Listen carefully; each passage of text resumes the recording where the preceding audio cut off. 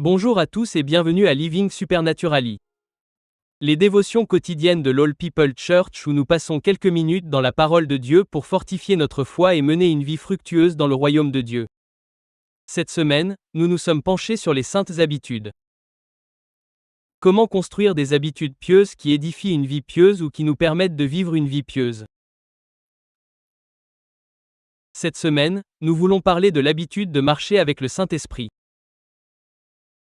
Galates chapitre 5, verset 25. Si nous vivons par l'Esprit, marchons aussi selon l'Esprit. Marcher avec le Saint-Esprit n'est pas censé être compliqué ou mystique. C'est simplement rester au pas, instant après instant, avec le Saint-Esprit. Plutôt que de courir en avant par nos propres forces, avec notre propre savoir et notre propre compréhension. Nous savons qu'en tant que croyants ayant mis notre foi en Jésus, nous sommes le temple du Saint-Esprit. Le Saint-Esprit réside en nous et nous pouvons lui parler, marcher avec lui, communier avec lui. Jésus a dit à ses disciples dans Jean chapitre 16 verset 13 que lorsque l'Esprit de vérité viendra, il nous conduira dans toute la vérité.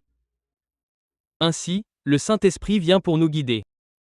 Et donc, nous n'avons pas besoin de vivre cette vie seule. Nous sommes censés vivre en accord, en communion, en marchant avec le Saint-Esprit dans chaque action, pas seulement dans les grands moments de la vie, pas seulement dans les grands choix de la vie, mais dans le banal, dans le quotidien, dans les petits choix, dans les mots simples que nous prononçons. Nous pouvons demander et communier avec le Saint-Esprit. Le chapitre 5 de Galates dépeint également un contraste entre ce que signifie vivre selon la chair et ce que signifie vivre selon l'Esprit. Et ce que signifie vraiment vivre selon l'Esprit, c'est marcher dans le fruit de l'Esprit, qui est amour, joie, paix, patience, bonté, et ainsi de suite. C'est quelque chose que nous ne fabriquons pas par nos propres forces, mais qui découle de notre relation, de notre marche avec le Saint-Esprit. Je veux donc simplement nous encourager à prendre cette habitude de marcher avec le Saint-Esprit.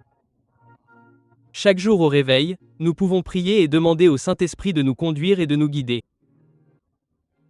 Chaque fois que nous faisons quelque chose ou chaque fois que nous devons faire un choix ou prendre une décision, nous pouvons faire une prière simple et demander au Saint-Esprit de nous conduire, de nous guider dans toute la vérité, car il est l'Esprit de vérité. Il est l'Esprit de sagesse et de révélation. Il apporte un éclairage sur chaque domaine de notre vie. Ainsi, que nous soyons dans la confusion ou dans le doute, le Saint-Esprit nous conduit dans toute la vérité. Je prie donc pour que nous nous rappelions et que nous nous encouragions mutuellement à marcher avec le Saint-Esprit. Prions. Père, nous te remercions simplement pour ce moment. Merci pour ce rappel, Seigneur, que tu as envoyé ton Saint-Esprit sur chacun d'entre nous. Pour ceux d'entre nous qui ont placé leur foi en Jésus, le Saint-Esprit réside en nous. Nous sommes le temple du Saint-Esprit. Je prie, Seigneur, pour que nous soyons des personnes conduites par l'Esprit, qui marchent avec le Saint-Esprit, non seulement dans les grands moments ou les grands choix de la vie, mais, Seigneur, chaque jour, dans chaque choix et chaque décision que nous prenons.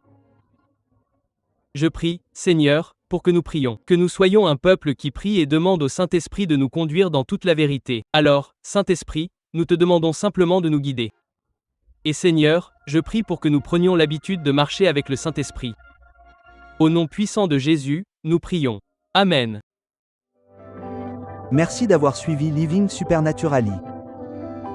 Pour plus de ressources afin de renforcer votre marche spirituelle, veuillez visiter apcw.org.